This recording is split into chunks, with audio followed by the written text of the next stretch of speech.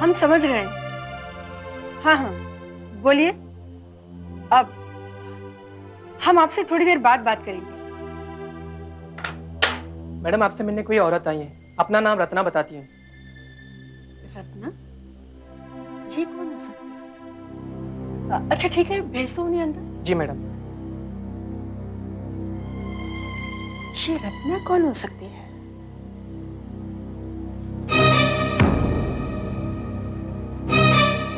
नमस्कार मिसेस रस्तोगी। नमस्ते। आपने पहचाना नहीं मुझे? हम लोग डॉक्टर गजेंद्र के यहाँ मिले थे। अरे हाँ, याद आया। आप उनकी पेशेंट है ना? जी हाँ, मैं उनकी फैमिली पेशेंट हूँ। मेरी सारी बीमारियों का इलाज डॉक्टर गजेंद्र ही करते हैं। अच्छा अच्छा अच्छा, बैठिए। क्या लेंगी आप? जी कुछ नहीं, थैंक्स। माफ कीजिएगा, क्या मैं पूछ सकती हूँ कि डॉक्टर साहब की मरीज हमारे यहाँ किस मर्ज की दवा लेने आई हैं? मर्ज की दवा लेने नहीं आई,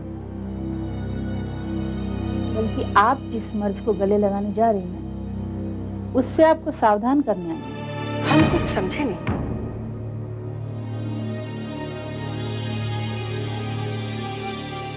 मैं आपसे कुंती के बारे में बात करने आई हूँ।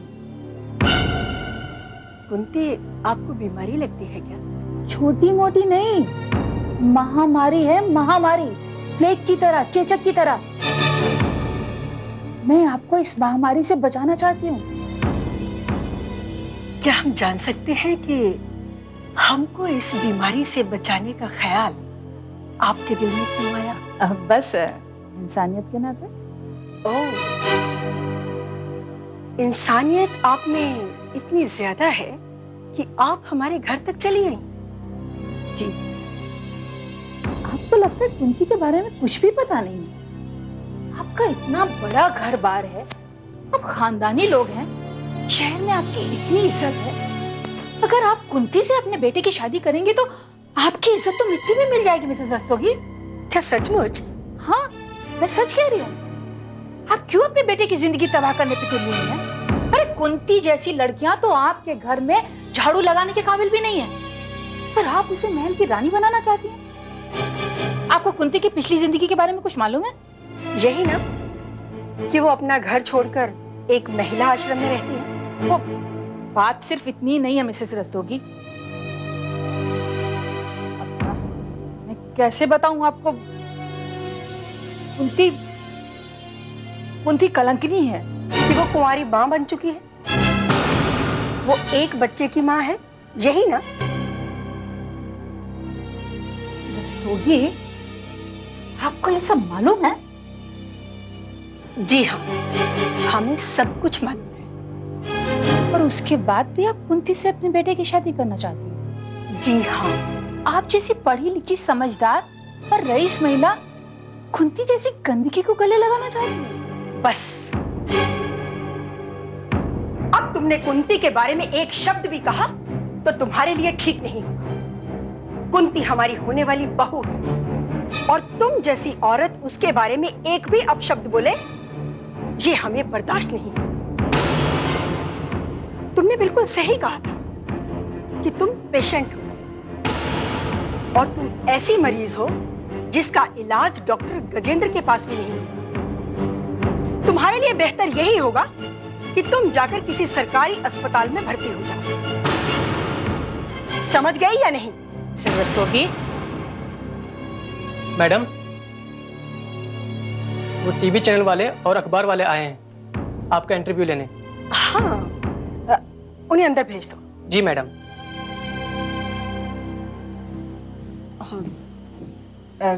Ratna, please 2 minute.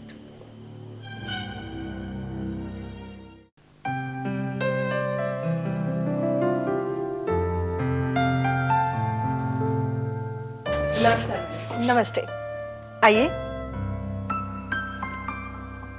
प्लीज बैठिए। Thank you. क्या लेंगे? बस मैडम कुछ नहीं, थैंक्स। सबसे पहले हम आपसे यही पूछना चाहेंगे कि पूरे शहर में जो बात फैली हुई है वो सच है या झूठ? झूठ की बुनियाद पर कोई खबर नहीं फैलती। तो क्या ये सच है कि आप किसी गिरी हुई और कलंकनी लड़की के साथ अपने बेटे की शादी करना चाहती हैं, जिससे समाज में कोई हाथ भी नहीं लगाना चाहिए। Mind your language.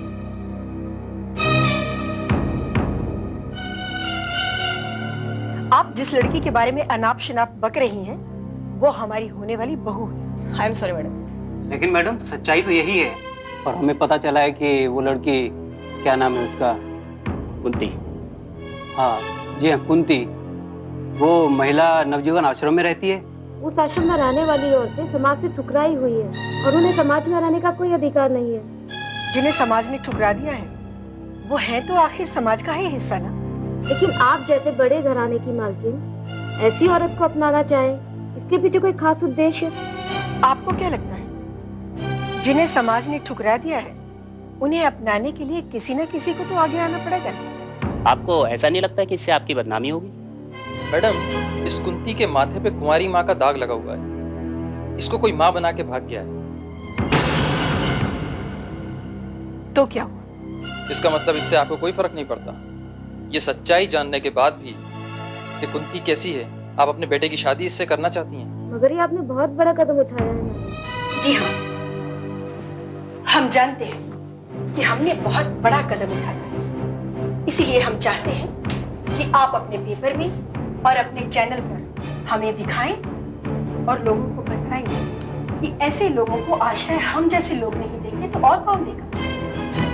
बहुत से लोग समाज सेवा करते हैं, बल्कि कहा जाए तो समाज सेवा करने का दिखावा करते हैं, लेकिन हम सचमुच में समाज सेवा कर रहे हैं। हमारा देश नारी की पूजा करने वालों का देश है और हम ये लोगों को दिखा देना चाहते हैं कि हमारे यहाँ नारी वाकई पूजनीय है और ये हम करके दिखाएंगे। हम Nandini Rastogi. Thank you madam. Thanks madam. You're welcome. You're welcome.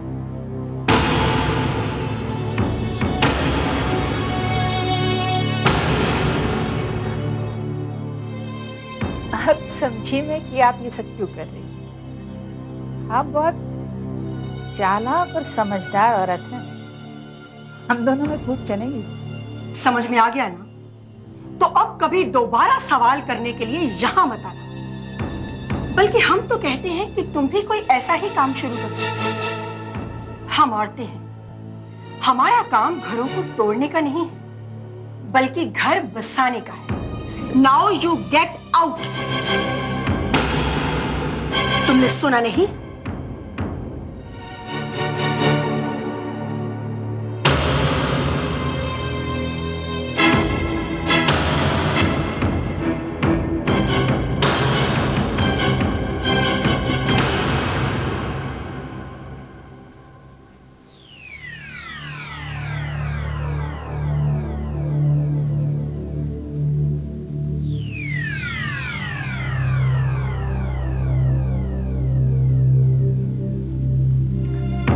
अरे माँ, क्या हुआ?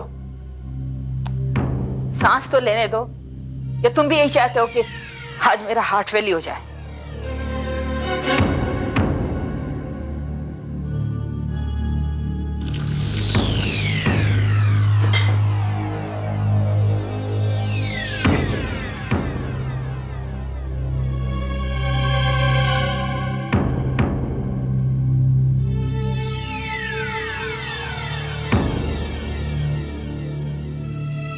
अब बताओ माँ, ऐसी क्या बात हो गई? ये पूछो कि क्या नहीं हुआ। मैं तो मिसेज रस्तोगी से ये सोचकर मिलने गई थी कि कुंती की बीती जिंदगी की चिंगारी छोड़कर शादी के फैसले को आग लगा दूंगी, लेकिन मेरा वार उल्टा पड़ा। तुम्हारी माँ मुंह की खा के लौट रही है। लेकिन ऐसा कैसे हो गया माँ? आप तो पूरी तैयारी करके गई थी। जब वक्त खराब होता है ना, तो सारी तैयारियां बेकार हो जाती हैं। लेकिन माँ, आपकी उनसे बात क्या हुई?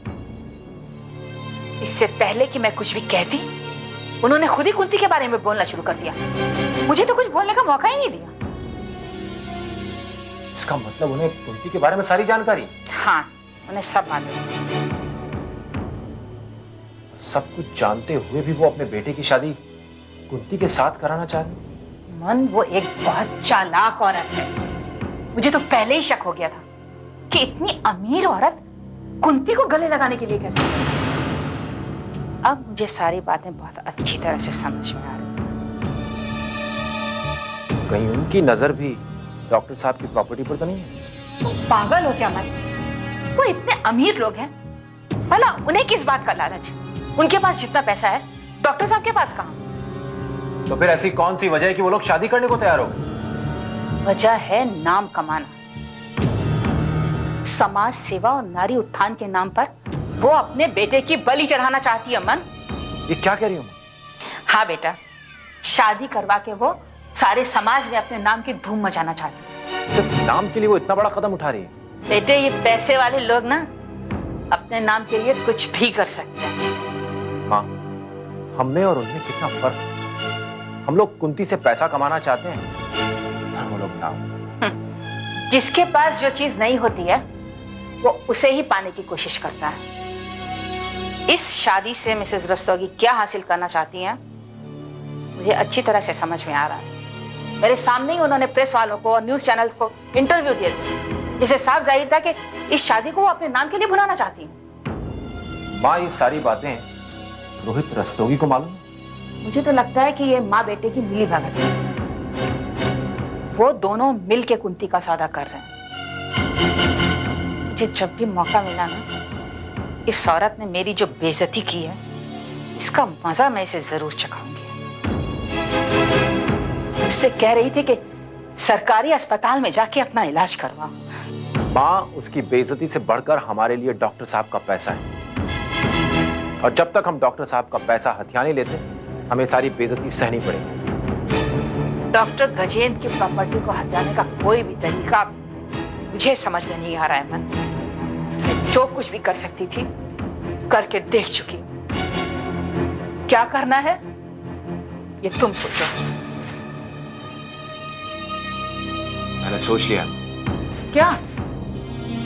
वो जब हो जाएगा तब बताऊंगा।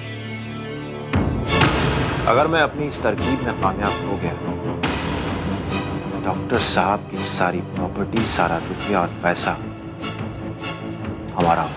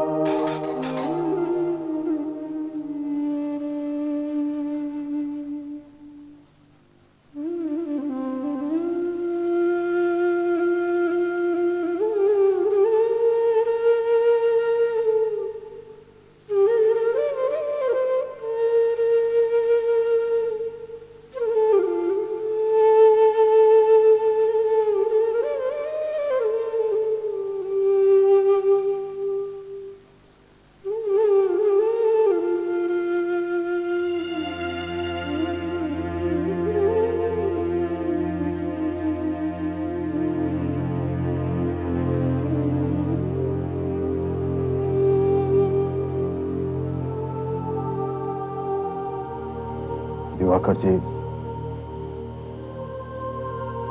हिम्मत की कमी को तो पूरा नहीं किया जा सकता, लेकिन जो कुछ में से बन सकता है वो मैं कर रहा हूं।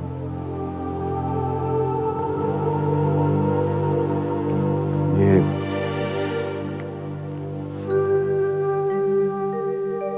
₹2.5 लाख का चेक है, आप इसे रख लीजिए।